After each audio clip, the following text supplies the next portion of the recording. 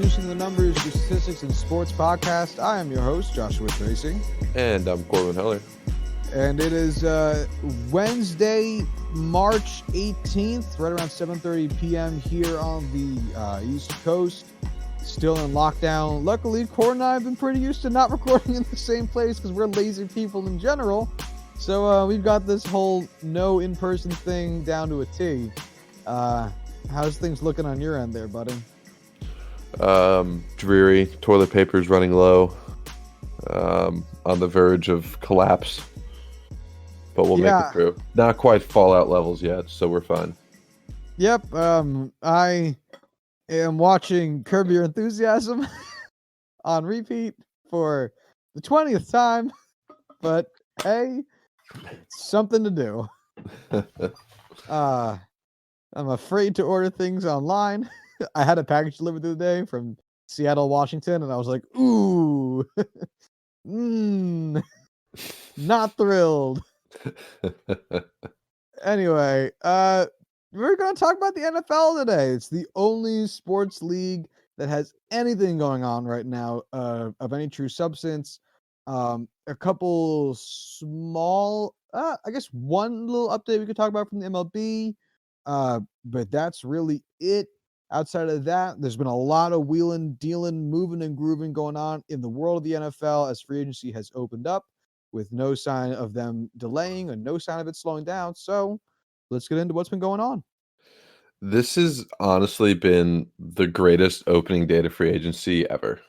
Dude, like, so we, for a peer behind the curtain here, we were talking about recording last night, and we were basically set to kind of go, but so much stuff was just going on that we had to push it back to today just to let more develop, which I'm very glad we did, because there's stuff here I'm seeing that I didn't even realize had happened. Like, yeah, like going to the just Browns, scrolling through all of the stuff that's going on in the spreadsheet we have in front of us, I definitely found things that were like, oh shit, like my team did this? Holy shit. Yeah, I definitely can't say that about the Jets since they have done fucking nothing. Hey, remember that time we were talking about Jack Conklin signing with the Jets and how great that was? Yeah, super Yikes. thrilled. It's been crushing disappointment. But anyway, where do you want to start with all this? Do you want to just start at the top and work our way down?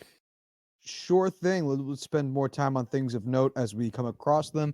Derrick Henry got franchise tagged by the Tennessee Titans. Do you care? Kind of, but we all knew this was happening. It's one of those things where I don't know. It compared to some of the other things going on, it's important news, but it's not exactly breaking news. Like it's no surprise, and it's just kind of that happened. I'm okay with it. I knew it was going to happen. That's it. I think franchise tagging running back should be against the law. It's dumb. Just from a business perspective, it's dumb. So I think it's dumb for both sides. Well, no, I think it's worse for the running back than it is the team. Because if Derrick Henry puts up Derrick Henry's numbers in 2019 again in the 2020 season, and that's the only season you cared about, then pay a lot for him. Like, go fucking crazy. Like, who cares? Yeah. You know? You're in win now mode and you think this is what you need to push it over there. Because then if Derrick Henry doesn't and the Titans are bad, or whatever, the Titans don't make the playoffs, I don't know, pick whatever your disappointing season looks like for the Titans, then you just move on. Like, you don't pay Derrick Henry anymore. You don't tag him again. You don't sign him again. He's out of your life. Or if he gets hurt, like, no consequences for you. You didn't sign him to a deal. You just franchise tagged him. So I think it's worse for the running back because then the running back, a position that's already tough to get a meaningful second contract in and tough to see true longevity in, although at the same time, Frank Gore is still playing football somehow. You get like one well-paid season and then what? Like, you got to hope you perform. You got to hope you don't get hurt, which I get that every NFL player does, but at the very dispensable and easily drafted position of running back. Like, yeesh, I don't know. It just seems kind of tough. Yeah, like Le'Veon Bell, Ezekiel Elliott are kind of the two ends of it. Like Bell got fucked. He kind of fucked himself with it, no doubt, but it kind of screwed him with long-term money. Zeke, it's not been terrible, but it's worked out for both sides. I don't know. Like, there's a lot of No ways team. it could go good. There's a lot of ways it can go bad. Nobody wants to sign running backs to second contracts. You Uh, get a rookie on a cheap deal. You don't sign him to a new contract, and that's just kind of how smart teams have been doing it. And that's kind of the smart way of looking at it because if you can scout running backs, it's real easy to find them in the later rounds. I don't want to say it's real easy. I don't want to just overblow, the skill it takes to scout and find these kind of guys. But compared to other positions, it's easier to find a running back in later rounds than, more important positions. Yeah, So I was gonna say, no, I don't think any team right now wants to be the LA Rams in terms of signing running backs exactly. because man, they're in a tough spot with Todd Gurley. All right, no need to dwell any longer on it. Kirk Mhm. Cousins has re-signed with the Vikings, a 2-year, $66 million contract. I was not expecting this. Yeah, I wasn't either. It was one of those, sure, Very like out of the blue. very out of the blue. This was an extension, so it's not like he was a free agent to begin with. Um, Which just shows how much of a priority this was for them. right, and I don't know if it necessarily should be. Like, he hasn't lived up to his contract the way you expected him to. Oh God, Like no. He has so in 2 years in Minnesota, he has played in 31 games. He missed 1 game this past season. This past season, he was also a Pro Bowler.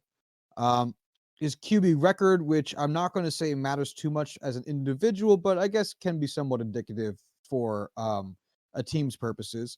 18, 12, and 1, which is fine. yeah, He has a 69.7% completion percent, 7,900 yards over 2 seasons, um, 5.3 touchdown percent, 1.5 interception percent. Um, well, let's go with 7.5 yards per attempt, 7.9 adjusted yards per attempt, 10.8 yards per completion, 255 yards per game, and a 103 quarterback rating. Um, those aren't bad numbers. they're definitely not. Uh, but let me ask you this. Would you say he's elevated his team's play? No, And that is what's confusing me the most because yeah, these numbers are actually better than I would have guessed. Not that I was gonna guess him bad, I would have just guessed him a little bit more mediocre than this. Um, but I think it's because I've never once watched a Vikings game and was like, "Oh, Kirk Cousins did this." yeah. I mean, he's had few games where he's really looked like an elite quarterback. Um, he played with two really great wide receivers. He played with some damn good tight ends, and Dalvin Cook was an absolute monster this year. Um, I don't know, like it's one of those. He's one of those guys where if he was the quarterback on my team, I'm content, but I can't say I'm overly happy that he's there long term. Um, but at the end of the day, the Vikings are a contender because of how complete their team is, and 33 million added on to the end of this contract per year. I don't know how great he's going to be by the end of this contract. I honestly don't even know how old he is right now, but He with just the played his age 31 season, so this will carry him through his age 33 season. through 33, that's not terrible, Nah, but still in his prime technically. if you could ask me right now whether I'd have Kirk Cousins or Teddy Bridgewater, I'd rather have Teddy Bridgewater for a lot less money. I'm so excited for the Tedissance. That's what I'm calling Teddy Bridgewater's Renaissance. I'm really excited to see what he can do with Joe Brady's system. I'm just excited to see Teddy Bridgewater be doing Teddy Hey, Bridgewater things. you want to talk about Teddy Bridgewater now? Yeah, Let's find sure. him on Let's this talk list. about let's let's go track him down. Oh man, I can't find him. I Is he probably should alive? just search for him instead of just. Oh, here it is. Teddy Bridgewater. 3 years, $63 million. You So go get it, Teddy. $3 million less than Kirk Cousins for a whole extra year. Fucking give me Teddy Bridgewater, please. Let me Like, ask you this real quick. Do you think the for the Panthers organization having a black quarterback was important for no. I kind of wonder about it because like they were such a like having Cam Newton there was such a positive thing for that organization because I think the ownership's typically or at least the modern day the present ownership's been pretty um wanting to be the face of progress in a certain extent. I don't Yep. know. I could see it being a value to them. But like in a good way. Like not in like a creepy way. Um, yeah, I don't know. Like, I feel like it's one of those things where, from my perspective in life, I can't speak to it having any real, lasting change. Like I can't see it being this huge thing. But Oh no, not in like regular ass life. No. yeah, I don't know. Like I As can't. like a face of the franchise kind of thing. Yeah, I don't. I don't This know. this just is not my territory to be able to say whether or not it's adding to this or not. Fair enough. We are very underqualified for this discussion. But yeah, I love this signing. I think he's going to do great there. I don't want to say he's better than Kirk Cousins, but for a third less of the cost, yeah, absolutely. Yeah, literally. I mean, the Jaguars spent so much more than this per year in theory on betting on Nick Foles and hmm I mean, if this pans out the way it does Nick Foles did, then I don't think the Panthers will be nearly as put in a tough spot as the Jaguars were. This is so much easier to climb out of if it's bad, and it's therefore 10 times more rewarding if it's good. hmm So ready to move on to the next quarterback? Who is our next quarterback? Oh, Ryan Yeah, Tannehill. yeah. Yo, when I saw that the Titans were actively saying, "Nah, fuck Tom Brady, we got Ryan Tannehill." My Bizarro God, world. yo, I was like, "What fucking dimension am I in?" Although it also kind of makes sense for them. Brady seems like a better fit for a let's win now team, although we'll get to him in a minute because his story's weird. Whereas the Titans, I guess, wanted a relatively more mid to long term solution. So Ryan Tannehill, 4 years, $118 million. What do you Yeah. think? I don't know. I really don't know. Like, we've seen a lot of Ryan Tannehill over the years playing for the Dolphins, which it's hard to give that Varying any levels of any success. weight because, man, you've just seen how much the Dolphins have just demolished any semblance of talent. Um, and then he broke out his one season away from the team, and he looked like he was worth $30 million a year. It's just this is one of those gambles that general managers have to take, and it's one of those times where I'm glad I don't have that job because you're making $118 million bet on a guy with limited success in his career, but also a fair amount of upside. Let me share I don't Ryan know. Tannehill's rate stat differences because obviously the quantity and volume difference will be enormous. In Miami, he had a 62.8 lifetime completion percent. In Tennessee, 8 points higher at 70.3. Miami, a lifetime 4.2 touchdown percent. In Tennessee, a 7.7. His interception percent also went down 2.6 to 2.1. His yards per attempt went up from 7.0 to 9.6. Adjusted yards went up from 6.7 to 10.2. Yards per completion went up 11.2 to 13.6. Yards per game went actually down, 232.2 to 228.5, although that doesn't matter much. QB rating jumped 30 points from 87.0 to 117.5. His sack percent also went up, although I don't think that one matters. 7.9 to 9.8. And his adjusted net yards per game went up dramatically, 5.58 to 8.52. Yeah. So he ain't doing too shabby. No, it's just, can he be consistent with it? And That's the question. that's a big old shoulder shrug. Like, I don't know. We'll see. I can't say Yeah. I watch enough of the Titans offense to really be able to give a definitive answer one way or the other. But you know what? He's got Derrick Henry to rely on. He's got who are his wide receivers now? He's got Corey Davis and AJ Brown. Chili Those are some Davis? good wide receivers. Delaney Walker retired, but they still got Jonnu Smith. You know, offensive line is decent as far as I know. Losing Jack Conklin sucks, but we'll talk about that in a minute. I don't know. There's hope there. Yeah, the Titans clearly have a interest in seeing how 2020 is. I'll put it that way. Mhm. I don't know if they are banking on long-term success. Otherwise, they might have been a little bit more aggressive. But I think they really want to see what 2020 looks like. Ready to That move makes on? Yeah. Austin Hooper went from Yeah. the Falcons to the Browns, signing a 4-year, $44 million contract. I honestly didn't see this one coming. I really didn't. I know people have been saying, "Oh, Austin Hooper is going to get this huge deal. He's real good. He's real young. He's going to be the highest paid tight end." I was like, "Yeah, maybe. Doubt it." And here it is.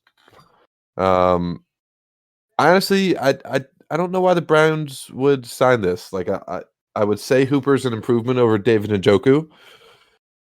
I don't know, how much of an improvement he would be over David Njoku. I don't know why you would sign him if, tight end isn't a huge need. But then again, Kevin Stefanski is, coming from Minnesota where he used tight ends a lot.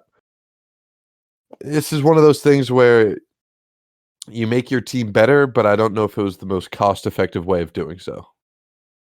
I'm assuming this can just be chalked up to investment in Baker Mayfield's third season.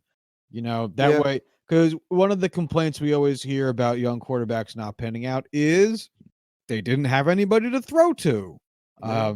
So I'm just going to chalk this up to And another weapon and another piece of an offensive line also for his yeah, blocking. that's what I was gonna say. Like he's a weapon that can catch the ball, and he's a weapon that can protect for Baker Mayfield. So, I don't hate that they invested in tight end. I don't hate the contract that he got. It's just, there are a lot of deals on here, a lot of contracts that were handed out, and it's, probably not my favorite.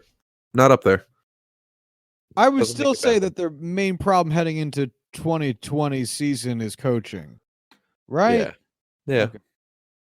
Okay. Well, Browns are coming up again here. Case Keenum, 3-year, $18 million. Do we care? No. Neither do I. Backup quarterback. Is what it is. The term's kind of weird, but I don't really give a shit. Offensive lineman Graham Glasgow goes from the Lions to the Broncos on a 4-year, $44 million deal. Do you care? I care that they're giving him $11 million a year because that's a lot for, I mean, a guard, maybe your center. I mean, he's basically going to fill in for Connor McGovern, who left in free agency, but that's a pricey deal. But I can't say I have any super strong opinions outside of that. I mean, it's John Elway. Do you expect him to be good at his job? No, Neither do I. Moving on. Right tackle Jack Conklin has gone from. No, I skipped one. Oh God. go for Uh, it. Halapulvadi Vaitai went from the Eagles to the Lions on a 5-year, $15 million deal. How do you say that name? Halapulavati Vaitai. Halapulavati. I was actually close. Yeah, Halapulavati. Halapulavati. Vaitai.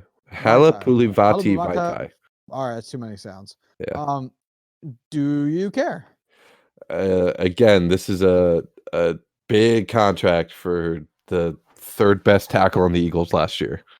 I don't think it's going to pan out for them, but at the same time, sure. This is the highest amount of money given out by the Lions this offseason. Do you think that they were one offensive tackle away from being a competitive team? No. Yeah.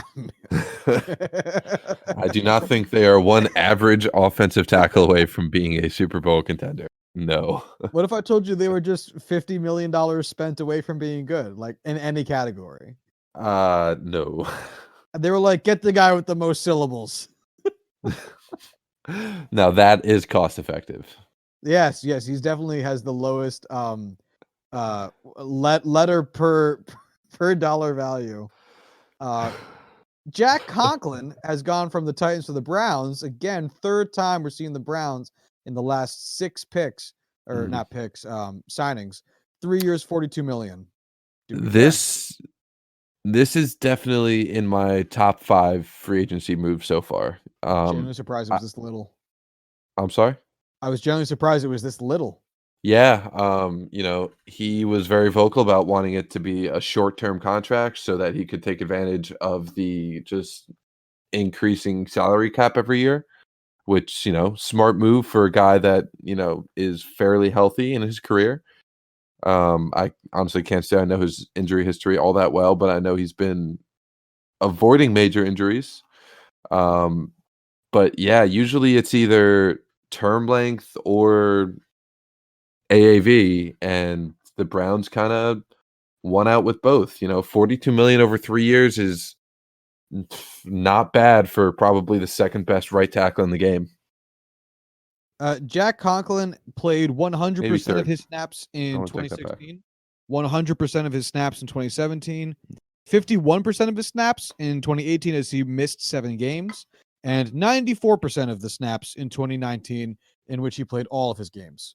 So he only has one season where he missed more than 10% of his snaps. Huge get for the Browns. Huge get. Yeah, they're definitely Like, trying to add some protection there for Baker Mayfield. I'm wondering $42 million for 3 years of Jack Conklin is significantly more valuable than $44 million for 4 years of Austin Hooper. Yeah, I'm assuming they're just saying like, hey, if Baker doesn't pan out, we're fucked. So let's at least try to protect him and give him dudes to throw to, which again isn't bad rationale, but we don't need to readdress it. No. Linebacker John Bostic has gone from the Redskins to the Redskins. 2 years, $5 million. Do you care? I don't care at all. Punter Britton Colquitt has gone from the Vikings to the Vikings. 3 years, $9 million. Do you care? Good punter, but I don't care. Jason Pierre-Paul, who I keep forgetting is still playing football, has gone from the Buccaneers to the Buccaneers. 2 years, $27 million. Do you care?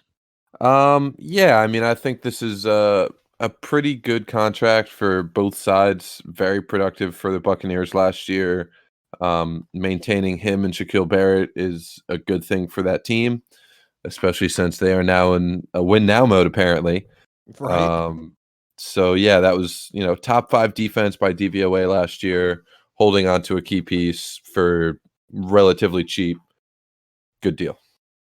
Yeah, if he can be productive, like 13.5 million per year is fine. Like it really totally for a premier position, totally fine. Nothing wrong with it. Linebacker Nick Kwiatkowski. Sure. From the Bears to the Raiders, 3 years, $21 million. Thoughts? Yeah, I mean, I can't say I've watched him extensively. I do know he was very good when he was needed by the Bears, mostly a special teams player because that Bears defense was just so stacked last year. everything I've heard about this is that it's a good contract for both sides, and he's one of those guys that is definitely going to outplay the name. Yeah, I was gonna say I know nothing about this fucking guy, but good for him. Get that money. Defensive end Shaq Lawson has gone from the Bills to the Dolphins, staying in the division 3 years, $30 million. Opinions? First round pick, but has never done anything, and I doubt the Dolphins are going to fix that. Yeah, he's one of those dudes where I was like, "Oh yeah, him," Mhm. which isn't usually a good thing. Uh, tight end Blake Jarwin from the Cowboys to the Cowboys, 4 years, $24.5 million. Neat. Yeah, it's one of those. I mean, tight end is bad in the draft, pretty bad in free agency. He just kind of lucked out with being a guy that was there. Yeah, that's all I got to say. Yeah, straight up. Speaking of a guy that is there, Eric Flowers going from the Redskins to the Dolphins feels hilarious. 3 years, 30 First, million. I am so shocked Eric Flowers is getting 10 per year. I am too. I mean, a first round pick that never did anything. I doubt the Dolphins are going to fix that. I don't think I don't think God could fix him. He launch him into the sun. It's truly spectacular how the Dolphins, they're not doing great. They probably have done, outside of the Texans, they have been doing the worst this offseason in free agency so far, in They're my mind. spending a lot of money. Don't Like, tell you that. I want to look at some of the. Oh God, I don't like that one. I don't like that one. We'll get there, man. Uh, There's a lot to that address. one is actually not insanely bad, but it doesn't matter. Oof. Okay. Yeah, we're gonna get to these, but don't expect me to like any of these Dolphins fans. Wow. Anthony Davis, safety for the Vikings, has been franchise tagged by the Vikings. Do you have any opinions on that? I honestly lost where we were. Anthony Harris. Yeah, safety Anthony Harris. I don't know why they'd use the franchise tag on Anthony Harris. That's pretty pricey for me. But sure. Yeah, that's Yeah, what I got. I don't think he's gonna be worth that kind of money. Joe Thuney, left guard for the Patriots, has also been franchise tagged this by the Patriots. Um, Thoughts on this one? Um, it's one of those things. I trust what the Patriots do when it comes to offensive line. I know Dante Scarnecchia, I'm sure I'm butchering that name, is gone. I know he's gone, but you know, they do offensive line well in New England. It's something they value. Joe Thuney, really great left guard, one of the best in the NFL. Worth the franchise tag. Yeah, I'm pretty much exactly what you said. The Patriots and offensive line is the most reliable thing in sports right now. So, running back Kenyon Drake has been transition tagged by the Cardinals. Feels like a very similar conversation to the what's his fucking name? The conversation we had earlier. I don't remember. The very first guy, Derrick Henry. Oh, Derrick Henry. Yeah. Little bit because they used a transition tag, they're probably better off. Basically, it's not a franchise tag in that no one else can offer him a contract. Other teams can. The Cardinals just have the right to pay him what that contract is worth and keep him. So I like Kenyon Drake. I thought he was spectacular with the Cardinals, with Cliff Kingsbury, with Kyler Murray last year. Much better fit than David Johnson looked to be. This isn't going to be a pricey transition tag, so I don't see this being a negative in any way. Big fan of this one. Yeah, this one's fine. I don't have any major opinions on it. Right tackle Rick Wagner has gone from the Lions to the Packers, 2 years, 11 million. Cool. Yeah, I don't care. Quarterback Dak Prescott has been exclusive franchise tagged by the Cowboys. I don't know how that differs from the regular franchise. Yeah, I honestly, I don't know what that means. I'm kind of looking it up now. An exclusive franchise player must be Hold offered a on, I want to 1-year guess. contract for an amount no less than the top average of the top 5 salaries at that player's position. Um, Exclusive franchise players cannot negotiate with other teams. Players team is all. Yeah, I don't. Maybe it's just the regular franchise tag, but Jerry Jones wanted him to feel special. So basically, it means that they can't negotiate with other teams. I I don't want to dig into the minutia of this live. Think about this as a franchise tag. Then. Yeah. Man, they should have just signed him to that contract that they were gonna end up giving him anyway. I mean, they're gonna just end up paying him more now, regardless. So why did you have to twiddle your thumbs, just tread water, and force yourself into this awful negotiating position for next year? What would you have said if I had told you Bad luck, Cowboys. 1 year ago that Ryan Tannehill would Josh. get yes? Can you hear me? Am I here? I am talking. Corwin.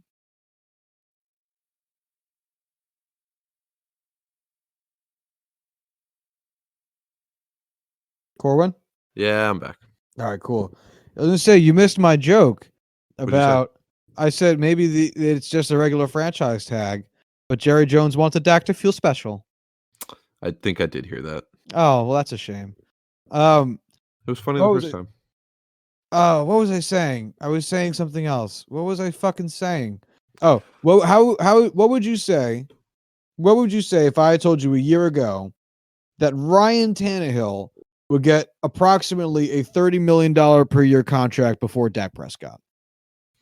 Man, I don't know what I'd say, but I know what I'd I say. definitely question your soberness. You know what I'd say? What? Go ahead, tell it to me. What? Tell me that Ryan. Yeah. Ryan Tannehill is getting a $30 million contract before Dak Prescott. Fuck you. Fuck yourself. No, he's not. But he is. Fuck you. Fuck your family. AJ Green Ooh. got franchise tagged by the Bengals, which makes sense. Yeah, I mean, that's bound to happen. Yeah, the only guy they had fucking worth doing it for. Bud Dupree, who I didn't realize was a person, got franchise tagged by the Steelers. Hurtful. Man, this was a guy that the first 4 years of his contract looked awful, and then the 5th year he looked like an elite NFL edge rusher. Not the most spectacular pass rusher, absolute elite run stopper. This was one of those things where he played himself into a contract that the Steelers couldn't pay him, so they're going to franchise tag him. And if he could play, if he could play up to the way he played last year, Steelers defense is going to be pretty spectacular again, and it's definitely going to be worth it. But I guess that's how franchise tags work, huh? Real quick, WrestleMania 36 is apparently still set to happen April 4th.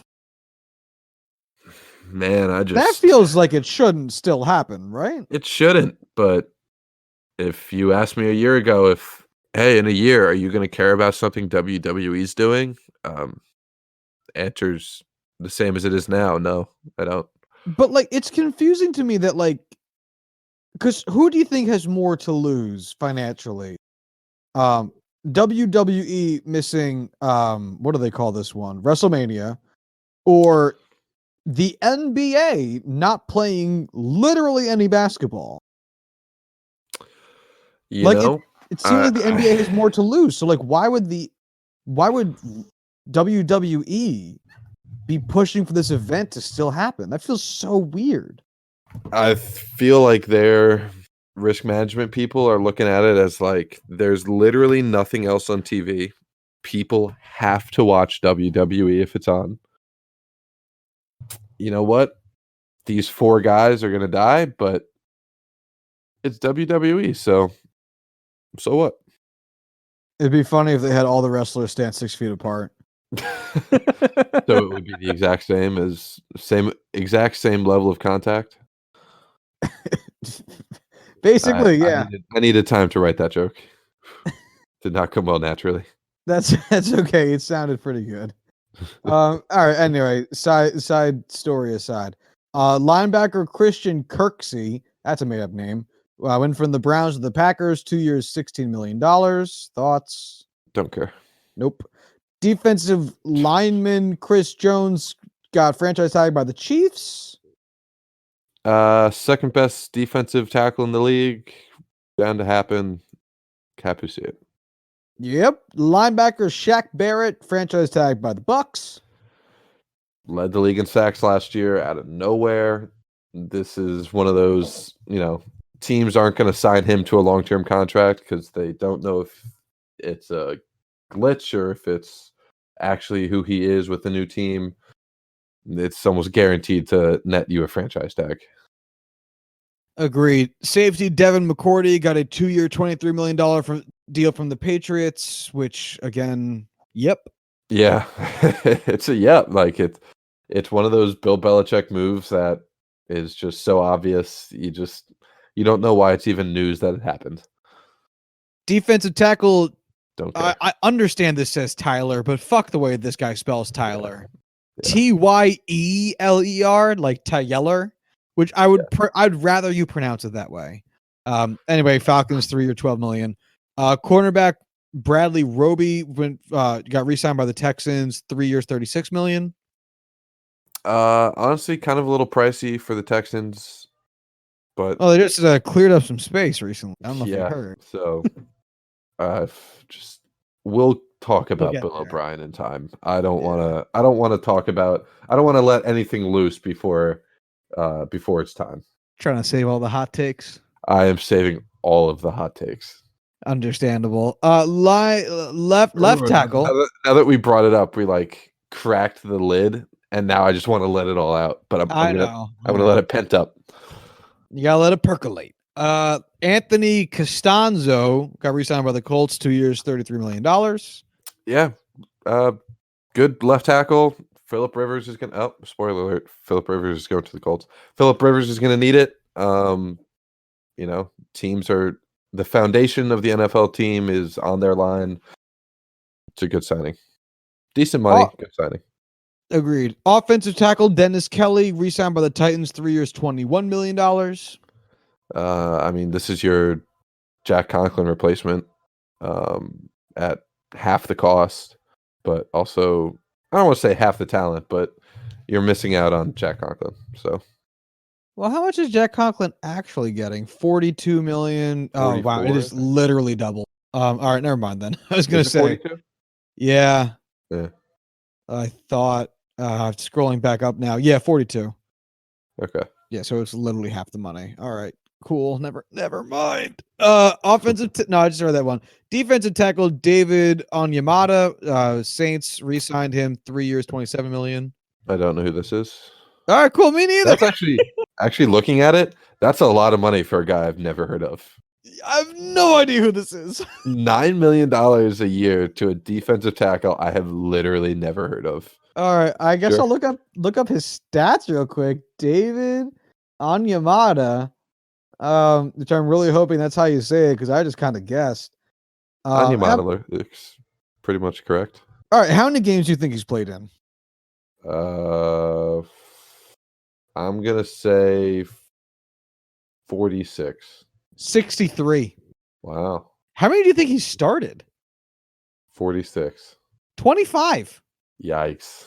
So he started 0 games his rookie season, 2016. He played 16 games every season except for 2019. Just for reference, 2019 played 15 games. So 2016 started none. 2017 started 6. 2018 he started 4. And then last year he started all 15 games he played. None of these numbers really stand out though. Lifetime 9.5 sacks. Oof. Yeah, he had 32 combined tackles last season, 22 solo, 10 assisted, 3 tackles for loss, 11 QB hits, all of which look fine. This is a weird contract, right? Yeah. All right, I'm not going to dwell on it, but because you get that money, but like, well, all right. Yeah, sure. Dude.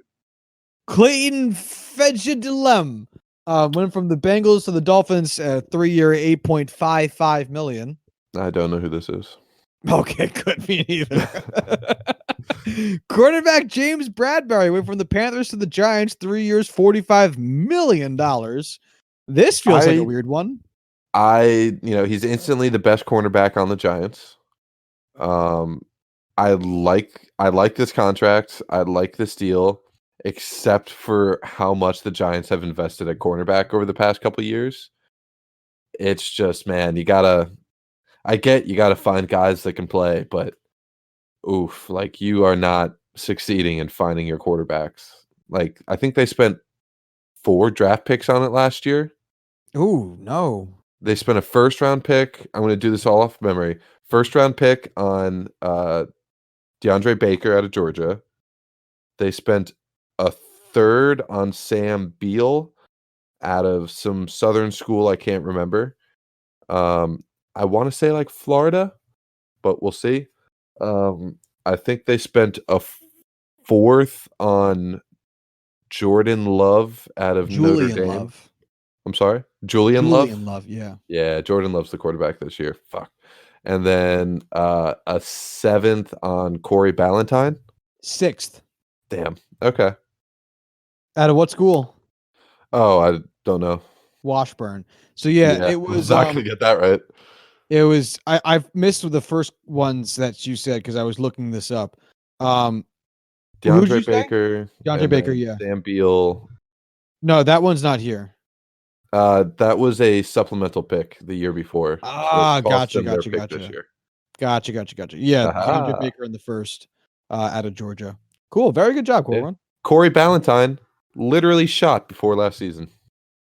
Well, let's hope that doesn't happen again. Yeah. I don't know what the fuck to say to that. I don't know. Just one of those facts. Like that's the only reason I know who Corey Ballantyne is. Like 6th round pick out of wherever, Washburn.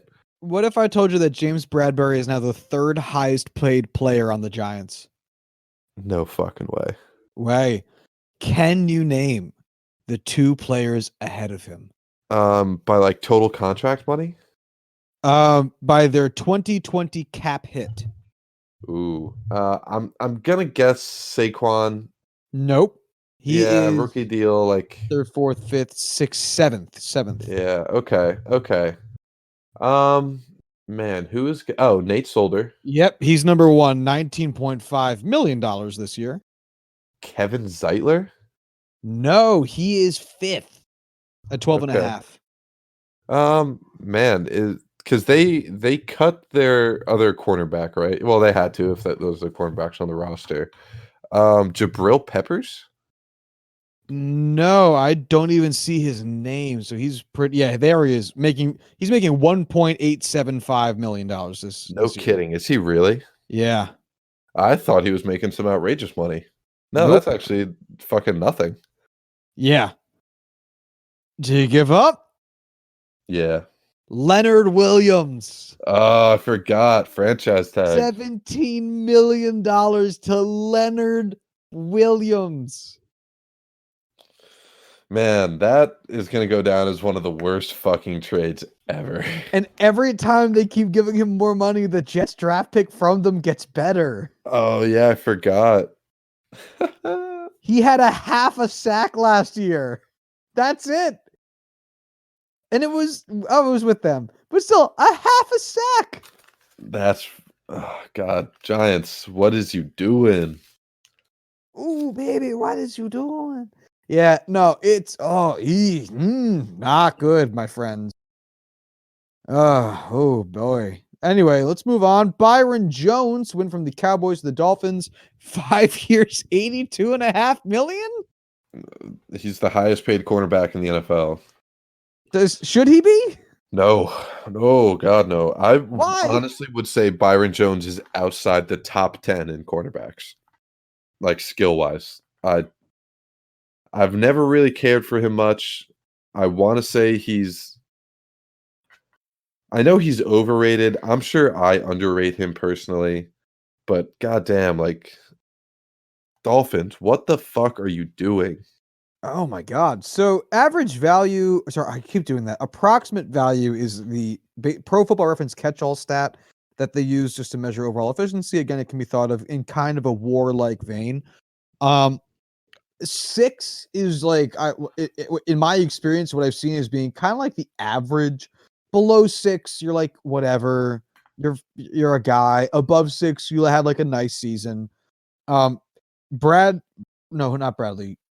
Byron Jones, approximate value by season 2015, 4. Rookie season, whatever. 2016, 6. That's fine. 2017, 6. That's fine. 2018, 11, which is very good. And then 2019, 5. So Yeah, not ideal. seems like a dramatic overpay for one phenomenal season and then 3.5 okay, good ones. I'll say decent ones, whatever, normal ones, average ones. Yep, that's pretty much how I feel about it. It's just not a great deal. Oh, fucking well. Whatever, it's the Dolphins. Who fucking cares? That's true. Guard Wes Schweitzer gone from the Falcons to the Redskins, 3 years, 13.5.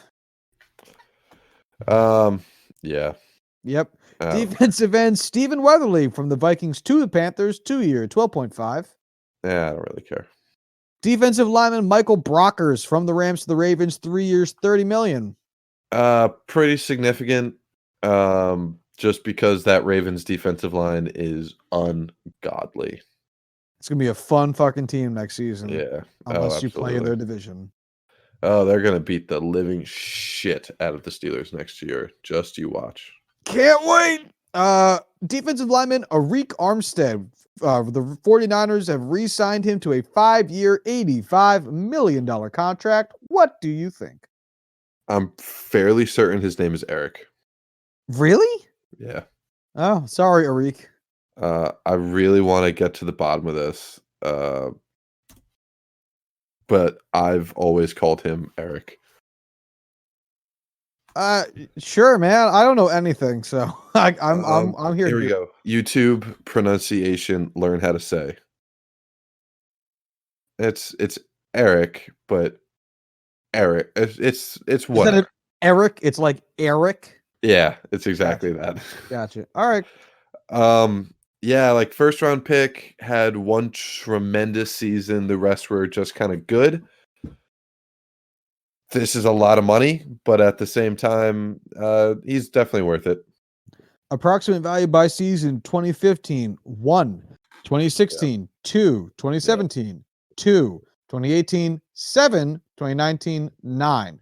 So maybe they see him trending upwards. I mean, Yeah. you know. God, I forgot he was real bad to start his career. He was definitely a bust and then has worked his way back. But I have faith in him. He's looked very good the past couple of years. Plus, the Niners coaching staff is wonderful. Yeah. Safety Justin Burris has gone from the Browns to the Panthers on a 2-year, $8 million contract. Thoughts? Don't care. Cool. Tight end Jimmy Graham from the Packers to the Bears, 2 years, $16 million. Why? Because he wants to keep doing it.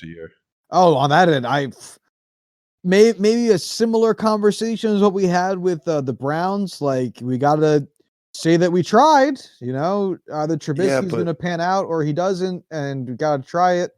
Or you get a new guy and you have to give him people to throw. I don't know, man. So, like, here's how I think about this: you're paying Jimmy Graham $8 million a year, or you're paying Austin Hooper 11. $3 million is not a huge difference between the two, but one is 24 and getting better every year. One is like 32 and is long past his prime. And they have like 9 tight ends on their roster. It's unreal. I don't I'm know. not even exaggerating with that number either. Like the Bears legitimately have like 9 tight ends. I don't like this. This is one of my least favorite. I don't blame you. It seems puzzling. Yeah. Nose tackle Javon Hargrave has gone from the Steelers to the Eagles. 3 years, $39 million. How do you? Man, Javon Hargrave, really great player, super underrated. I'm a Steelers fan, but he was very much underutilized in their system. He's going to be really, really good for the Eagles. Oh, cool. Good for you, Philly. Linebacker Kyle Van Noy has gone from Patriots to the Dolphins on a 4-year, $51 million contract. Do you think he will do what all former Patriots players do and suck? Yeah, I don't think he's going to suck. I don't think he's going to be an $11 million linebacker. Fair enough. Offensive tackle Sean Coleman for the 49ers does not have contract details yet, so I guess I'm just going to skip it. He's not worthy of us talking about anyway. Safety Eric Murray has gone from the Browns to the Texans on a 3-year, $20.25 million contract. Thoughts? This would be, this is kind of nothing. Like he's going to be a starter for them, but meh. All right. Offensive tackle George Fant has gone from the Seahawks to the Jets on a 3-year, $27.3 million contract. Do you care? I care that you're overpaying for your number 3 tackle. Yeah, this is fucking confusing. I'm assuming the Jets were like, fuck, fuck, fuck, fuck. And they're just like panic signing whoever was around. So, oh yeah, this reeks of just panic buy, which is a shame. Yeah, you're telling me. It's disappointing. It's so disappointing. I hate this team so much. Oh my god, how are we like the Knicks but with none of the fan base? I don't get it. I don't know either. Oh god, it hurts my heart. Quarterback AJ McCarron, I'm skipping him. Marcus Mariota's going to the Raiders. What do you think about that? I think he'll be great in the backup role for them, especially off the field. I love Marcus Mariota. I want him to have a good career. I mean, with Derek Carr being a dude, Mariota is one of those guys that he's probably going to start a game for the Raiders this year, even if Carr stays healthy. I just see that being a thing that happens. I really hope John Gruden pioneers the 2 QB set. I would fucking love that. I would cry.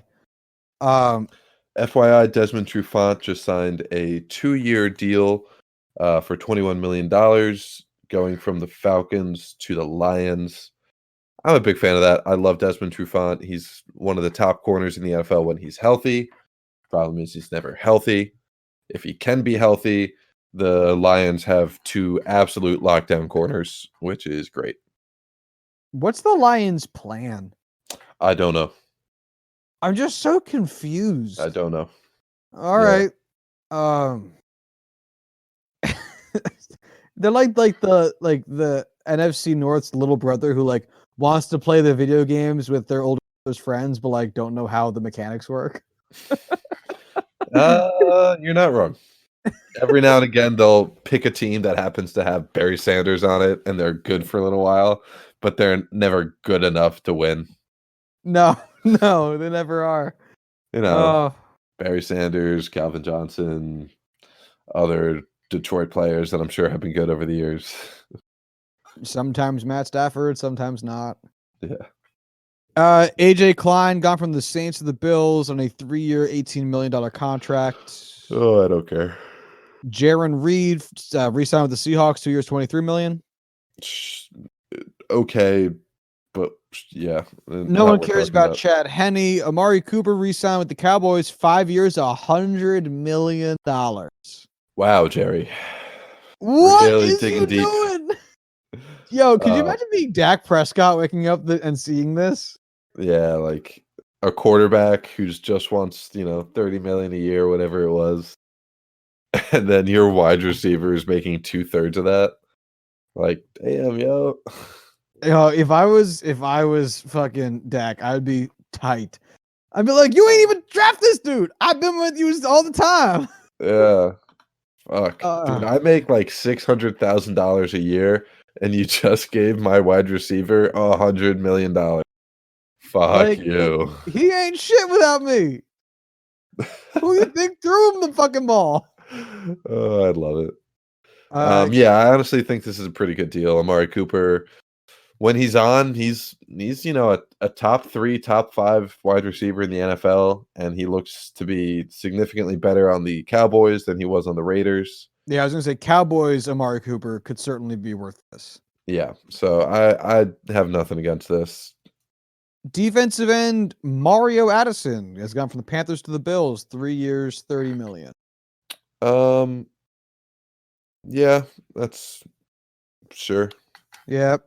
Drew Brees re-signed with the Saints. We skipped over one, Josh. We skipped over Kendall Fuller. Oh, I did miss Kendall Fuller. I'm sorry, Mr. Kendall Fuller. You've gone from the Raiders Yeah. to the Redskins. Sorry, nope. You've gone from the Chiefs to the Redskins. 4 years, $40 million. I think this is your Josh Norman replacement, except better than Josh Norman, making less money than Josh Norman, and isn't going to be a pain in the ass like Josh Norman. Huge loss for the Chiefs. Huge get for Ron Rivera. I'm a big fan of this deal. Yeah, Ron Rivera's probably, signed on with the Redskins and was like, get this man out of here. Booted Josh Norman to the sun and then was like, get me literally anyone else. Like, all right, we got Kendall Fuller. Who's good, but Drew Brees re-signed with the Saints, 2 years, $50 million. They won't stop paying him ever. No. But yeah, like good for the Saints. Yeah. I guess now, since we're talking about Drew Brees signing a team-friendly contract, I guess, for, the next 2 years, we should talk about the fact that they first-round tendered the other quarterback that they have on their roster, Taysom Hill. I don't get it. I mean, he's a special teamer. He's a backup quarterback. He's a essentially NBA sixth man, getting paid a lot of money. I honestly don't even know how much his first round tender is going to be, but it's going to be a fair chunk of money. And I'm not entirely sure Taysom Hill of all people is worth that, but the Saints swear by him, so It's a you weird can't blame him for move. having their guy that they stand behind. Yeah, I mean, like he's the NFL super utility player. Yeah. He's there. Enrique Hernandez. He's there. Who was It's that guy? Kiki. It's I hate saying it though. it's Kiki. Um, he's there. What's that white guy that was on the Rays and then the Cubs with Joe Madden? Oh, That fucking dude looked like everyone's fucking uncle. Every uh, white uncle at a barbecue. fuck. Who are you talking about? I think he was even Cubs Super Bowl World Series MVP. What? When the Cubs Really? won the World Series, who was their MVP? I don't remember. I'm looking it up. Ben Zobrist. Fuck. I know exactly. Ben Zobrist. Yeah. Yeah, he's there. Ben Zobrist. Yeah. Like, don't get me wrong. I want him to succeed on the Lions, not on the Lions, on the Saints. Like, I want Taysom Hill to be a thing. This is one of those things where I like to be on the front of changes. I don't know how to feel about Taysom Hill himself. Were you aware that Ben Zobrist has won 2 World Series? Probably. I don't know. I knew he played in 2, but there was a 3rd World Series. I forgot that he was on the Royals the year they won the World Series. Really? Yeah. You remember him playing in the '08 World Series with the Rays, the OG Joe Madden team. And obviously everyone remembers him from the Cubs winning it in 2016, the other big time Joe Madden team. But he was on the Royals in 2015 and won the World Series with the Royals in 2015. Ain't that some shit? That is some shit. I completely forgot that. We all did. Before we move on, I just would like to change my answer. I forgot that Taysom Hill has lined up as fullback for the Saints multiple occasions. So I'm 100% on Taysom Hill now.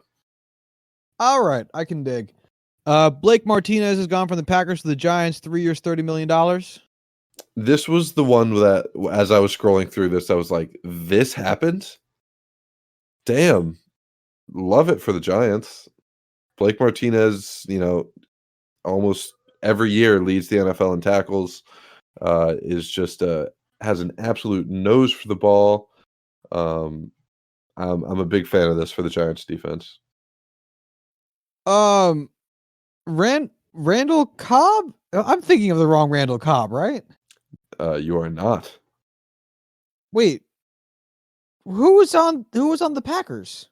Randall Cobb. Why does it say he was on the Cowboys? He played for the Cowboys last year. No, he didn't. Yeah. No, he didn't. That's how far Randall Cobb has fallen into obscurity. What? He did? Yeah. No. Yeah. Randall Cobb? Randall Cobb Has gone from the Cowboys to the Texans for 3 years, $27 million, which, okay. He played in 15 games last year for the Cowboys, started 6, 83 targets, 55 receptions for 828 yards and 3 touchdowns. I don't want that to be true. Yeah, it's one of those things where it's like Randall Cobb, Jordy Nelson, those are the Green Bay Packers wide receivers that I will always know. Fuck. Okay. Jimmy Ward got a 3-year, $28.5 million contract from the Niners. Yeah. I like Jimmy Ward. I know a lot of people hate on him. I think this is a fair contract for him. We got a lot more of these left, so let's try to be quicker. Dude, we have a lot more. I know. Leonard Williams, franchise tag by the Giants. We talked about it. You suck, dude. Yeah, go fuck yourself into oblivion. Jordan Phillips from the Bills to the Cardinals on a 3-year money TBA contract. Yeah. It's hard to say because we don't know the money. Jordan Phillips, though, really good player. I think he'll do really great for the Cards. Linebacker Tyler Matakevich from the Steelers to the Bills, 2 years, 9. Big Red, Tyler Matakevich. Man, I'm gonna miss this dude. Honestly, probably the second best special teamer in the league behind Matthew Slater. He will be very valued by the Bills, and I'll miss him. R.I.P. Defensive end Emmanuel Ogbah from the Chiefs to the Dolphins on a 2-year, $15 million. I don't care. Tight end Levine Toyololo from the Niners to the Giants. Don't care. Quarterback Chase Daniel from the Bears to the Lions. No, it doesn't matter. I just want to say, dude, good on Chase Daniel for just learning how to print money. I know. Oh my God, he is a fucking bank. Mr. Blue Mountain State himself, Alex Moran. I know. It's literally this might be the single most impressive feat in all of football, and we should do an episode on him. Fullback Eli Penny re-signed by the Giants. Nah. Quarterback Nate Sudfeld re-signed with the Eagles. Nah, who cares? Defensive end Robert Quinn going from the Cowboys to the Bears. 5 years, $70 million. Scary long contract for a guy as old as he is. Like, I think he's like 32 now, I want to say. We'll see if it's worth it. I'd hold my breath. Robert Quinn has just completed his age 29 season. No fucking way. Really? Yeah, although it was his 9th season in the NFL, having started when he was 21. I've always assumed Robert Quinn is some old fucking dude. I also did. I thought you took the under. Yeah, like Robert Quinn's the kind of guy, like, I'm pretty sure he's like Cameron Wake, where he's like 36, 37. And it's like that with Chris Archer. Along. Chris Archer always feels older than he is. No, Chris Archer is exactly as old as everyone thinks he is. He's old. That's right. No, he's not old. We talked about this. He's like 32 and like wasn't old enough for him to be old, but wasn't young enough for him to be young. Anyway, linebacker Corey Littleton from the Rams to the Raiders, 3 years, 36. Yeah, I like this deal. I really like Corey Littleton, one of the Rams' best defensive players. Good get for the Raiders. Quarterback Phillip Rivers going from the Chargers to the Colts on a 1-year, $25 million. I think this is more to do with name brand than actual talent for why it's such a big deal.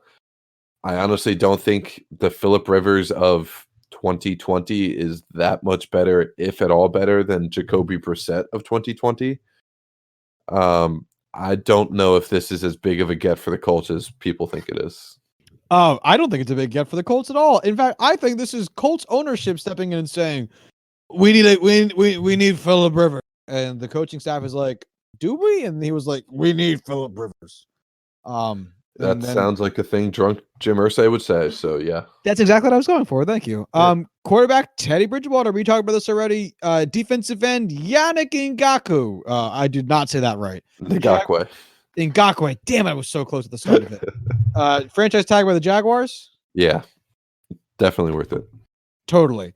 Defensive end Ron Blair re-signed with the 49ers for 1 year. TBA money. Yeah, man. Safety Jalen Mills is re-signed with the Eagles for 1 year and 5. Nice contract.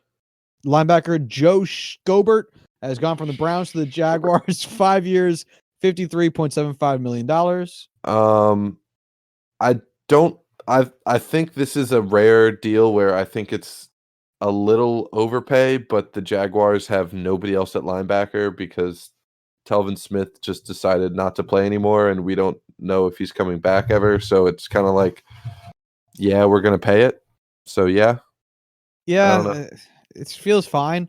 A weird one, Jordan Howard going from the Eagles to the Dolphins on a 2 year, $10 million contract. This didn't feel necessary.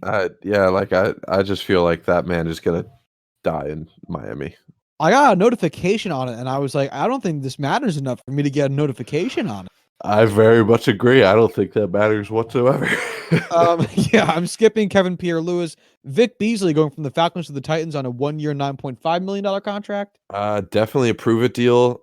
I don't think he's going to prove it, but I think the Titans, him being the number 2 guy finally instead of being the number 1 guy, will do hopefully good things for Vic Beasley, but don't set expectations too high.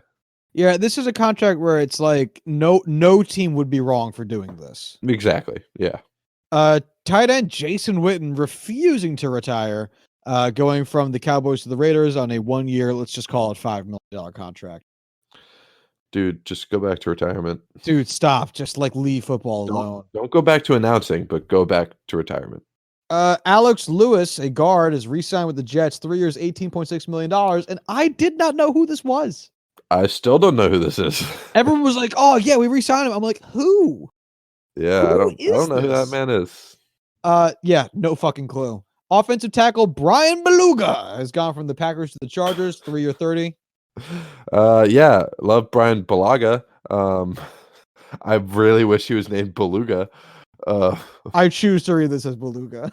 Yeah, it's one of those things where it's like you said it and you said it in such a way where I was like, I prefer this. This is better. Life has gotten better today. Yeah, I mean, good on the Chargers for finally getting protection for Phillip Rivers. Oh, Oops. wait. Oh, no. Oh, now I'm sad. Justin Simmons re-signed with the Broncos. No, franchise tag by the Broncos. Yeah, bound to happen. Great player. DJ Reader has got from the Texans to the Bengals, 4 year, $53 million. I'm incredibly surprised that the Bengals have money, even have money and also reached out in free agency. But good get for them. Yeah, I wonder if they're just anticipating their quarterback play being better and want to have a speediest turnaround as possible. But I don't even know. I doubt it. We'll have to see. Rodney McLeod has re-signed with the Eagles on a 2 year, 12. I think it's Rodney McLeod. I don't know. I honestly don't know how to pronounce his last name. I just made a guess. Yeah, I don't know how to pronounce it. Pretty good deal. I mean, he's going to be their starter for next year. Not exactly a superstar, but we'll get the job done. Yeah, this feels fine. Cornerback Darqueze Dennard has gone from the Bengals to the Jaguars on a 13.5 contract. Yeah, Darqueze Dennard. Pretty fast dude. I doubt he's going to replace AJ Boye the way people hope he will. Yeah, I don't know. He's pretty meh. Yeah, Jaguars are really just trying to, I don't even want to say rebuild, but maybe like restock on the fly. I They're am trying to truly avoid it. amazed by how quickly they went from rebuilding to contending to rebuilding. Oh yeah, literally It, 2 seasons, 3 seasons. yeah, it's ridiculous. Yeah. So they're just this is them just trying to keep their window open as long as they can. Yep. Which is still shockingly short. Darian Thompson re-signed with the Cowboys for 2 years, 2.8. That's Okay. Skipping Canada. Cam Kyle Canada. Canada. Kyle Fackrell has gone from the Packers to the Giants on a 1-year, $4.6 million contract. Depth guy. Yeah, feels like it. Jordan Poyer has signed an extension with the Bills. 2-year, $20.5 million. He's good. Yeah. This makes sense. Yes.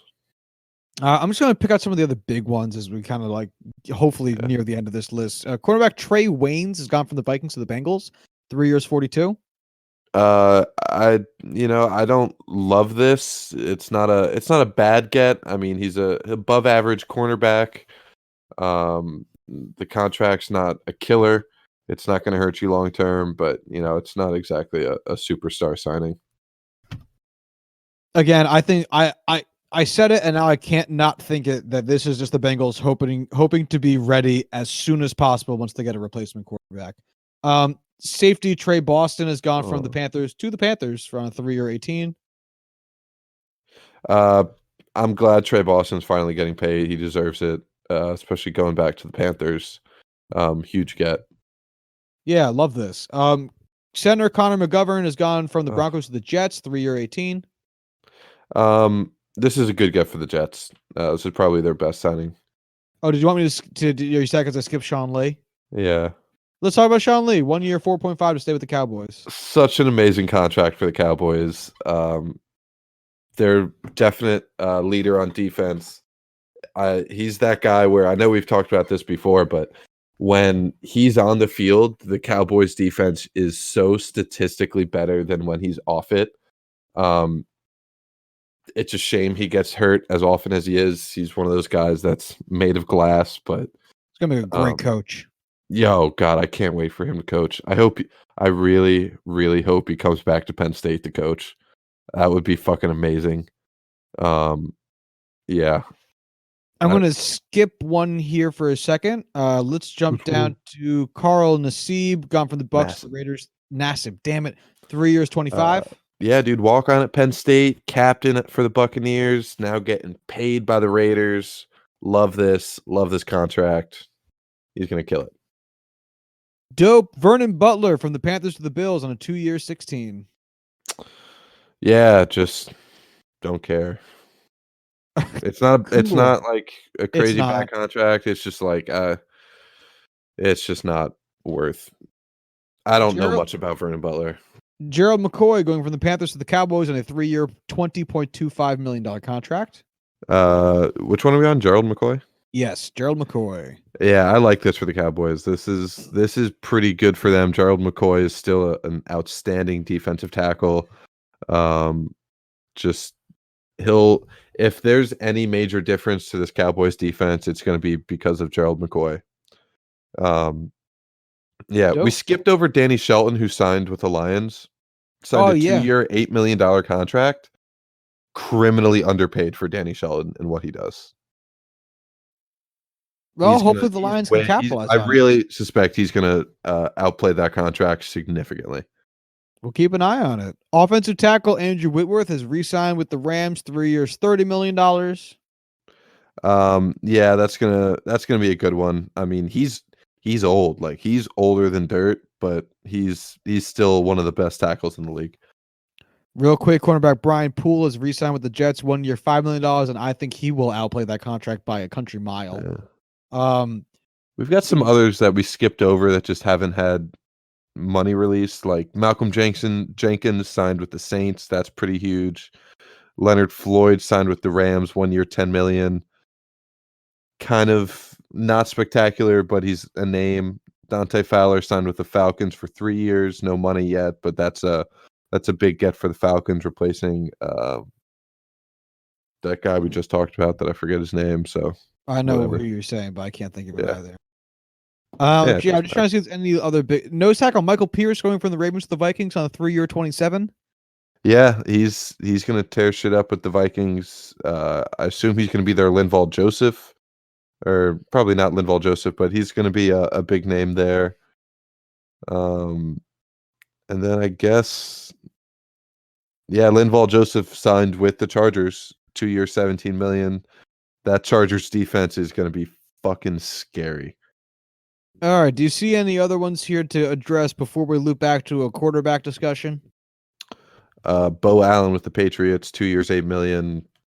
Fucking Danny Shelton replacement, same contract. Might be a better player, might be a better all around player. I don't know, but Bill Belichick gets it done.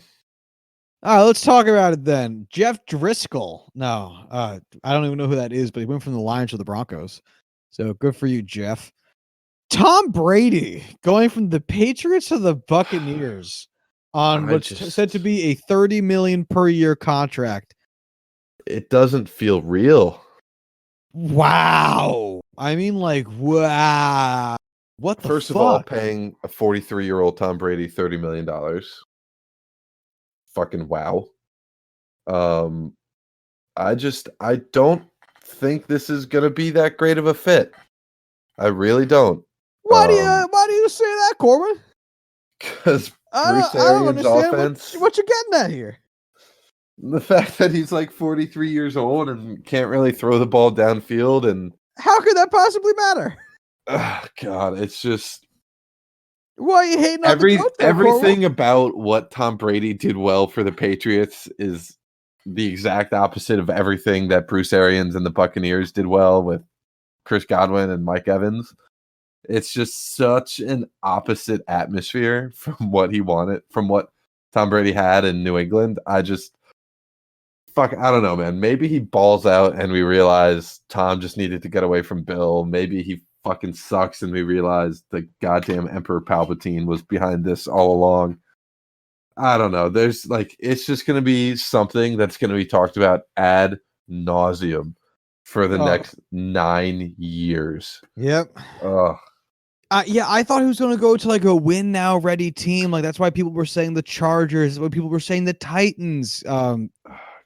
And then this is just out of left fucking field. So Yeah. Tom Brady last season finished with an 88 quarterback rating, his lowest quarterback rating since 2013 when it was an 87.3. And then his next one below 90 was in 2008 when he played in one single game and it was 83.9. You want to hear So, something fucking spectacular? yes. Um, Tom Brady had the exact same PFF rating last year as Jameis Winston. Yeah, I saw that. You want to hear something else beautiful? Yes. Tom Brady's last pass ever in a Patriots uniform was a pick six. Tom Brady's. Tom Brady's in the You want to know playoffs. something even better? Yeah. Jameis Winston's first and last pass in a Tampa Bay Buccaneers uniform was a pick six. I just love this so much. It's perfect. So let me tell you, Corwin, why I don't think this makes any goddamn sense. First and Besides foremost. all the reasons we just talked about. Besides, yeah, everything we just said to the fucking side. Where do you think the Tampa Bay Buccaneers defense finished last season? 5th. 29th. Really? Yeah. They were bad. They By were what really metric? bad. Huh? By what By- metric? What did I just have this sorted? Damn it, I resorted and now it's gone. I think it was an overall rating that Pro Football Reference gave them. They finished 18th in yards. They finished fourth in points. Fourth most points allowed, I should say. Not good. 18th most yards allowed. Fourth most plays given up, which isn't good. They had actually pretty few yards per play, which is good for them. Eighth most. They had a high number of takeaways, fifth most takeaways. But regardless here, they had allowed the third most passing yards. which 4,300, only behind the Cardinals and the Lions. They had allowed actually the fewest rushing yards, 1,181. Good for them, I guess. They committed the 15th most penalties, have the 9th most penalty yards, and were 6th in expected points contributed by all defense, which is very good. So all over the place, but they, in general, I will say, not fucking good. I will counter with, in general, pretty fucking good. I'll They say finished mediocre. 5th in DVOA defense last year with a negative 11.5, right behind Baltimore, just ahead of Buffalo. And by WEI defense, weighted defense, it's adjusted DVOA so that earlier games in the season gradually become less important, so it better reflects how the team was playing by the end of the season. They finished 3rd behind only Pittsburgh and Baltimore, ahead of teams like New England and San Francisco. So I don't know what the fuck to make of the Tampa Bay defense. Yeah, I I was am ready to thoroughly say some shit, confused. but yeah, you're right. This just only made things so much worse. Oh my god. So by rushing defense, they were over 6% better by rushing defense DVOA than the next highest team. I don't even know what to They make were of at that. negative 30.6%, which is insane. The next closest was the Jets at negative 24.4. For reference, passing defense, they finished like 10th. I don't want to count because it's all fucked up, but it's like 10th. Sorry, 12th. Okay. So I don't know, man. Yes, yeesh. I have no fucking clue. I don't know, Um, man. they, So they were maybe they'll ninth get in better. missed tackles. So their defense is confusing, Yeah. and their offense was fine. Yeah, it was the Third Jameis most Winston show points for sure. Third most points in the NFL last season, third most yards in the NFL last season. They ran the 4th most plays in the NFL last season. They had the 6th most yards per play in the NFL last season. Like that's all good. Their expected Yeah. points wasn't great, 17th, because 30 interceptions does quite a number to you. But still, I mean, I get you want to limit turnovers because, as we've discussed, turnovers are more negative than touchdowns are positive, generally speaking. But I mean, fuck, like, it's just weird as shit. I didn't think the Bucks were one quarterback away from being a contender, especially in that division. Yeah. I just I don't know how to feel, man. Like I don't want to say Tampa Bay is already a contender now, but at the same time, I don't know how you couldn't consider a team quarterbacked by Tom Brady with great wide receivers and a defense like the Tampa Bay defense is not going to be able to compete, especially in an interesting division. Um, God, it's going to be All tough, right, but I have I, a I question. I think they have a chance. Who do you think performs better in 2020, Tom Brady or whomever the starting quarterback collective is for the New England Patriots? Ooh. So I've heard who's going to be better, the Patriots or the Buccaneers, and I choose the Buccaneers every time, but I don't know. I'm going to say the Bucks. You're gonna no, I no, don't think not the teams. I want the quarterback performance. Yeah. Yeah, You're still gonna go with Tom? I was hoping you weren't gonna ask that, but I assume it's not gonna be Brian Hoyer. I assume unless it's Cam Newton. I'll say this caveat. If it's anyone other than Cam Newton, I'll say it's Tom Brady. Okay, actually, that's a fair caveat. I will go. Oh man, it's like who do you want to bet against? 6-time Super Bowl winner Tom Brady or living god Bill Belichick? Um, Yeah. And as much as I downplay Tom Brady a lot, I'm gonna go with. Oh no, I'll go with I'm gonna go with the Belichick. I'll just take contrary to you. I'll take the Patriots. Sure. Why not? It makes this more interesting. Let's talk quickly about the trades, and then let's wrap this up. Where do you So want to start? the Broncos traded the 2020 fourth round pick for AJ Boye, which just doesn't feel like enough, and yet it was. What do you Yeah, think? this is one of those things where I'm gonna take the Broncos, just because fourth round picks are usually pretty meh, and AJ Boye is a very, very, very good cornerback. So give me the Broncos on this. Oh, 100%. All right, Josh recovering from a stroke today. Defensive tackle DeForest Buckner getting traded from the Colts to San Francisco. The Colts in exchange receiving a first round pick. What do you think? Yeah, so basically, I have to view this as you're spending your 13th overall pick this year on DeForest Buckner.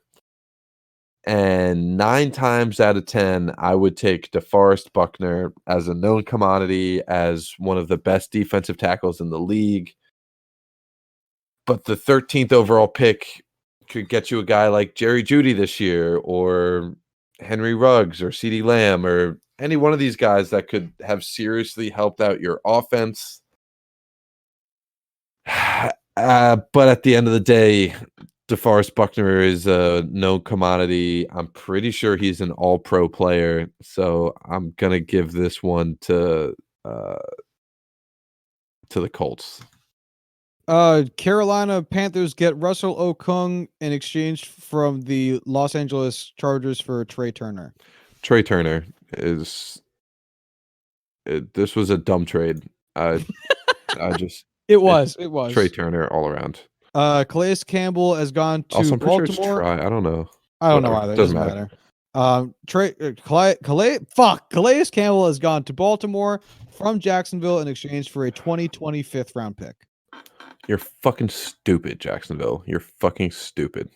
Unless they want to try to cut costs, because Calais No. Campbell's $15 million goes with them. It's dumb. This is a doozy. Arizona acquires a 2020 No, fourth let's round save pick. this for last. All right, fine.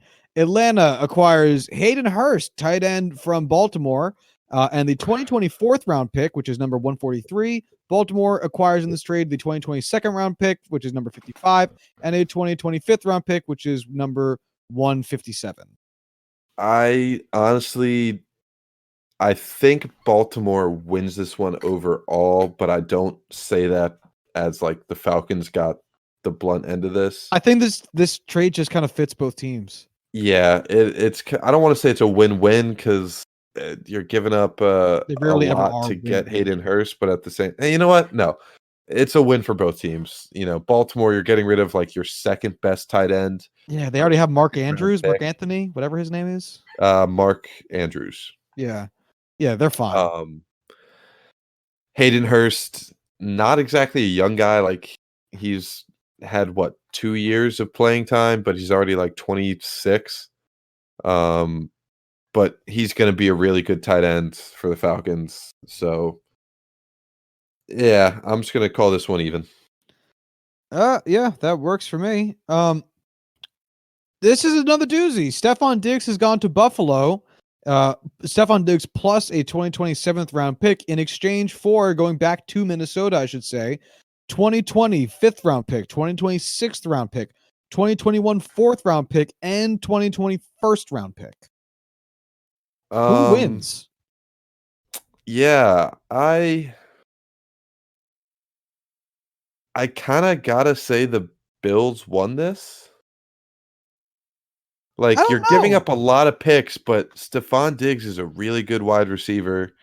You're giving up a first rounder, yeah, but you'd spend that on Stephon Diggs anyway. And you're pretty much trading. I don't know. You're giving up a lot, but I think overall you'd rather have a guy like Stephon Diggs, and the Vikings. I don't know, man. Like they just lost their number 2 option, their number 1 option, depending on how you look at it, and it's tough. I don't know. I actually kind of weirdly think this is another win-ish type scenario because Stephon Diggs wanted to leave, but he wanted to leave because the Vikings weren't using him as much, which just tells me the Vikings thought they could do it without him, or at least with a lighter version of him. So if they were already in a mode where they didn't think they needed literal actual Stephon Diggs, then trade him in that name value for a fuck ton of picks.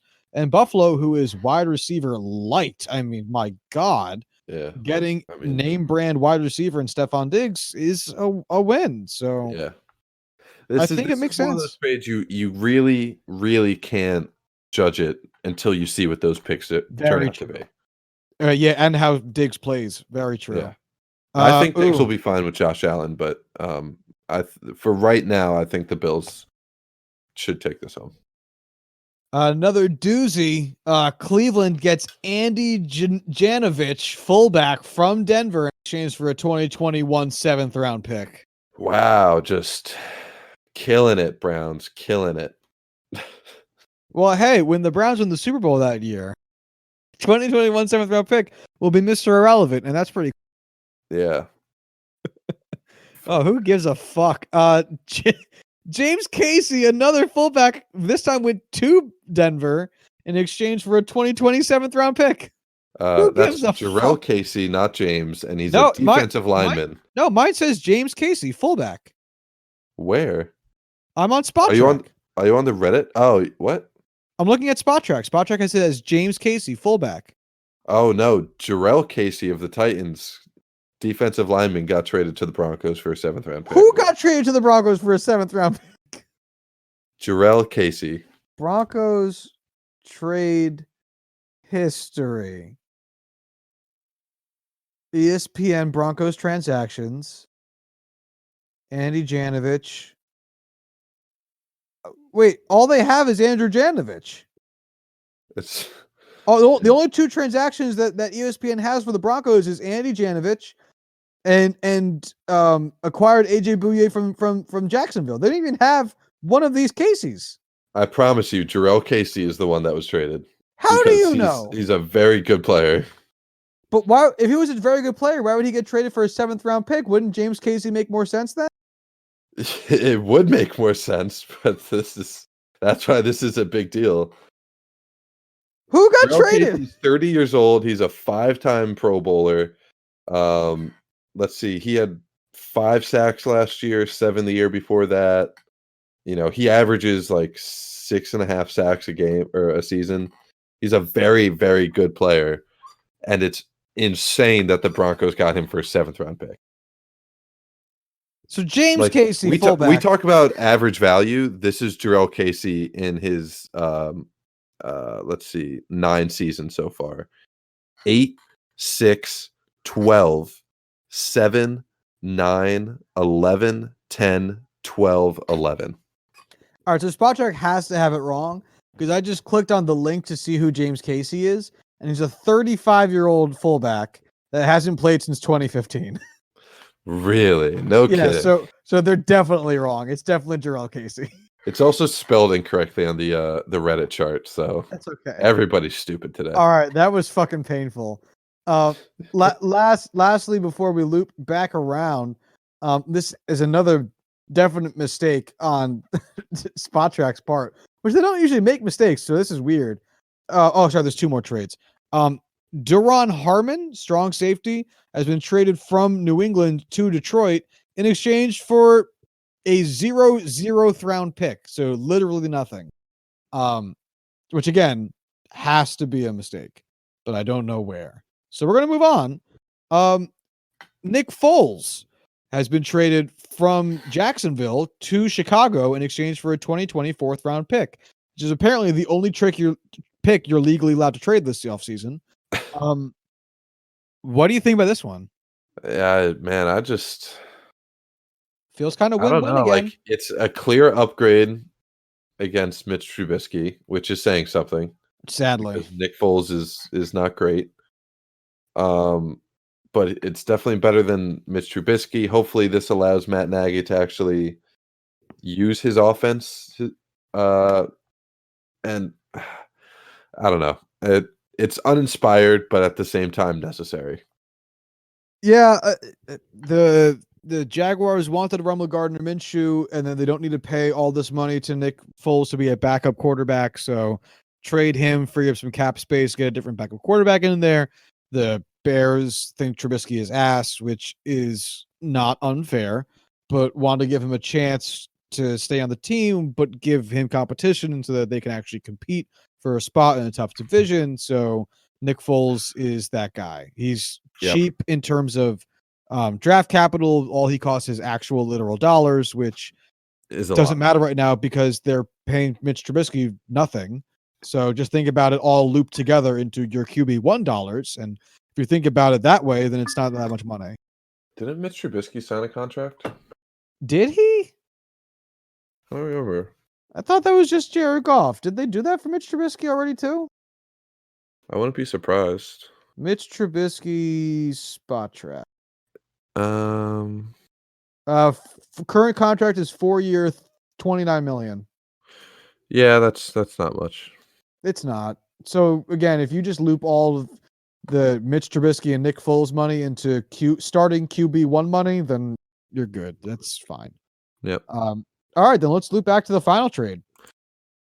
Arizona has acquired from Houston DeAndre Hopkins and a 2020 fourth round pick, the only pick you're legally allowed to trade.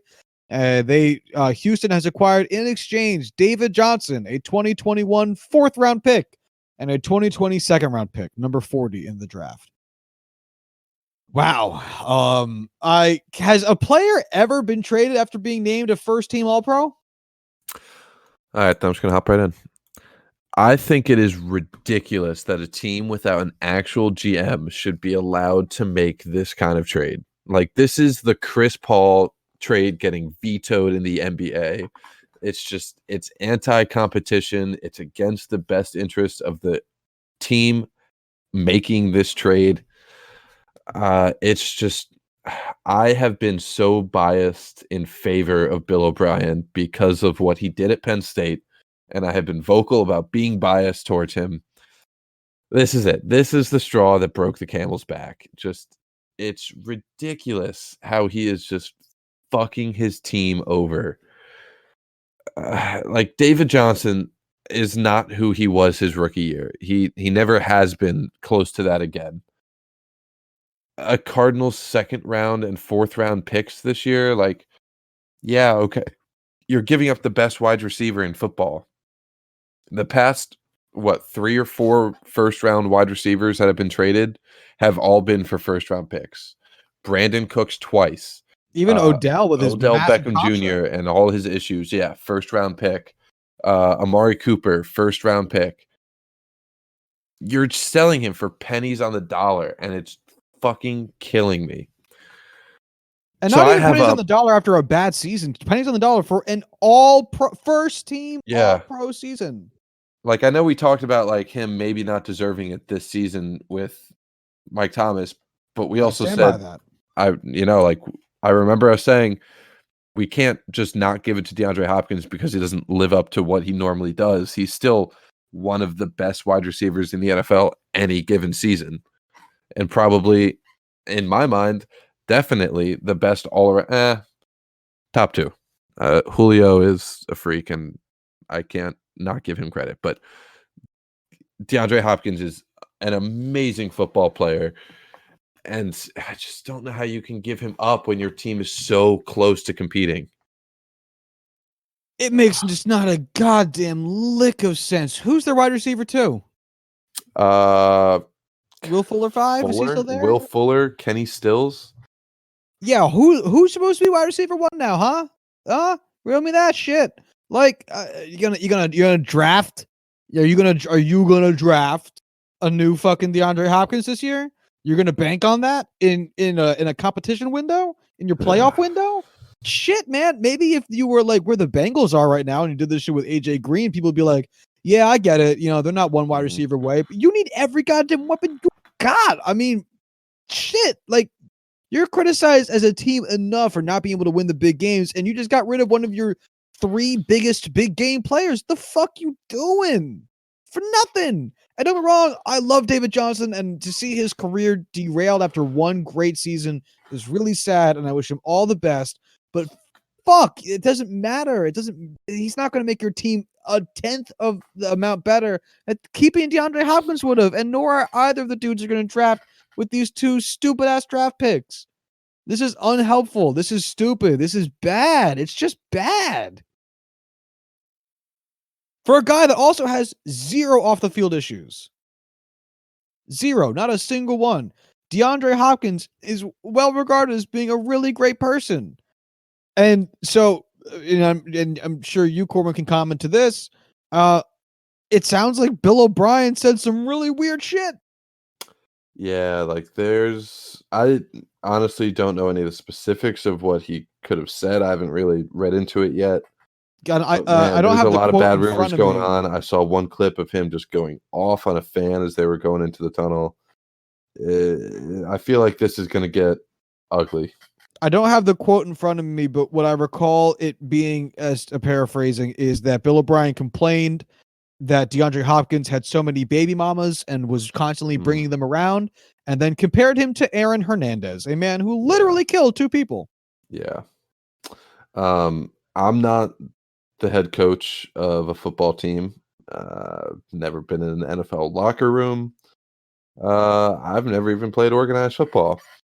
I have to admit, I can't imagine a coach saying that to a player is taken well by the team.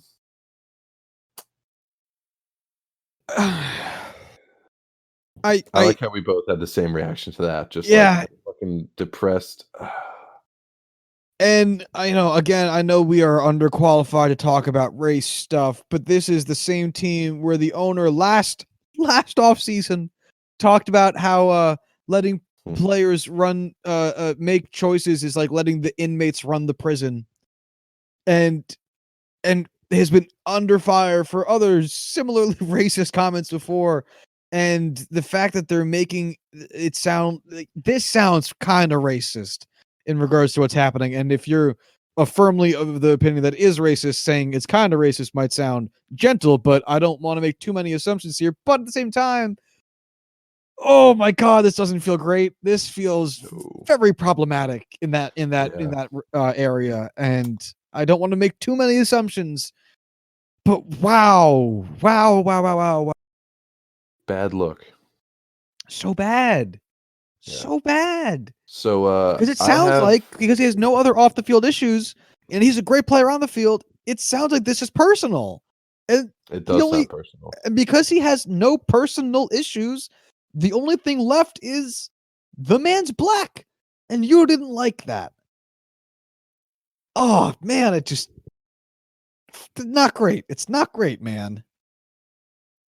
So I have in front of me all of the trades Bill O'Brien has made in the last 8 months since the start of the 2018 season. Oh no. I want you to tell me what you think of each one of these trades. Okay. August 2019 with the Cleveland Browns. The Texans sent a 2020 third round pick in exchange for running back Duke Johnson. This is totally fine. Yeah? Totally fine. I'm okay with this one. Third round pick for now their third string running back. I guess we can't talk about what happened after that.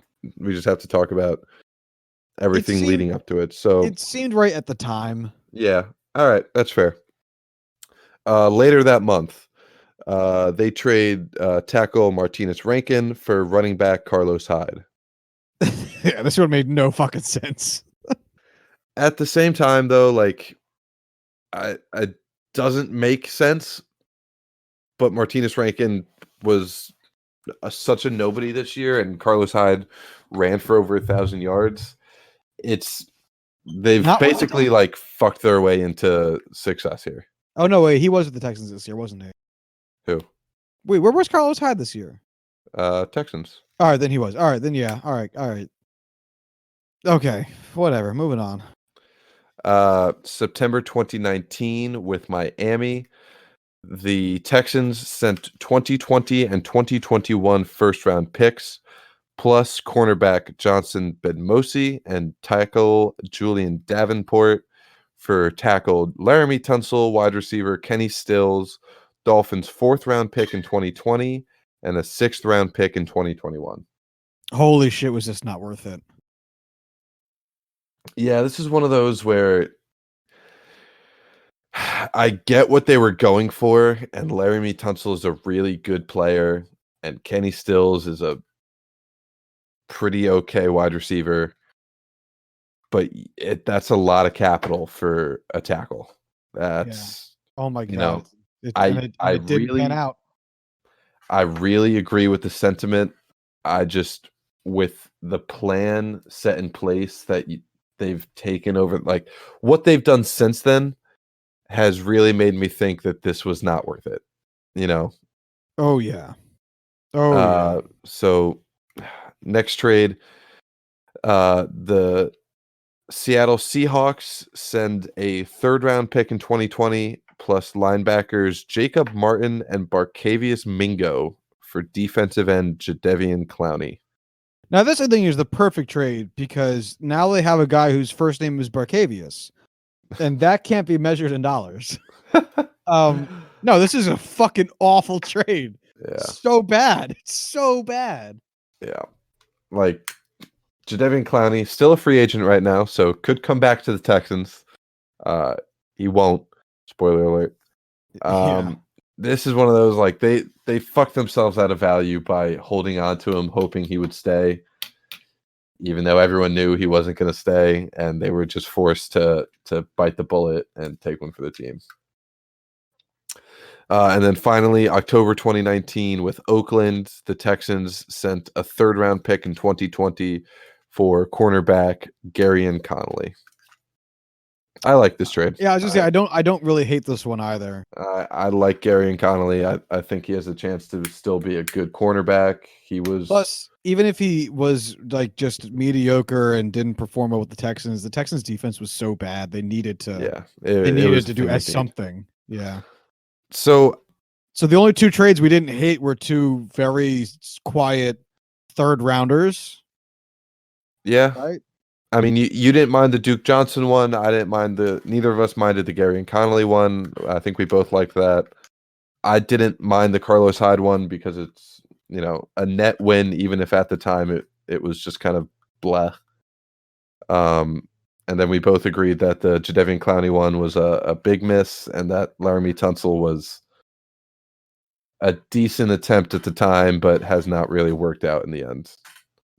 So basically, and if you count this blockbuster miss, everything he's tried to do on a higher level than middling picks has been fucking brutal. Oh my god, it's so bad. Which is why you have actual fucking general managers to do these things for you.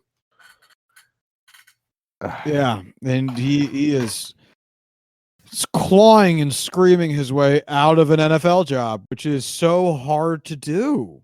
Yeah. It's one of those things, like, I will stand by Bill O'Brien.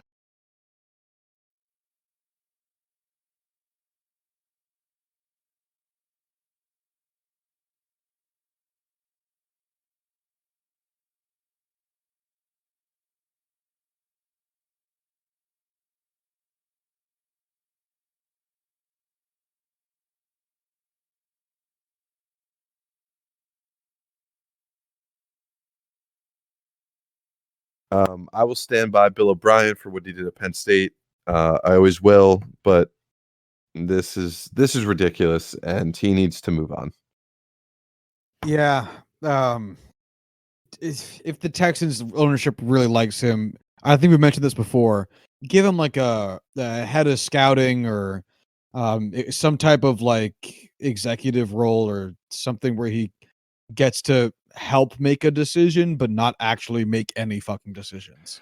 Yeah, I don't know. I don't think you can keep him in the franchise. I think yeah, I know, I agree, but I'm saying if Texas ownership likes him for some reason, keep him, but get him out of the decision making role because fuck, it's not going well.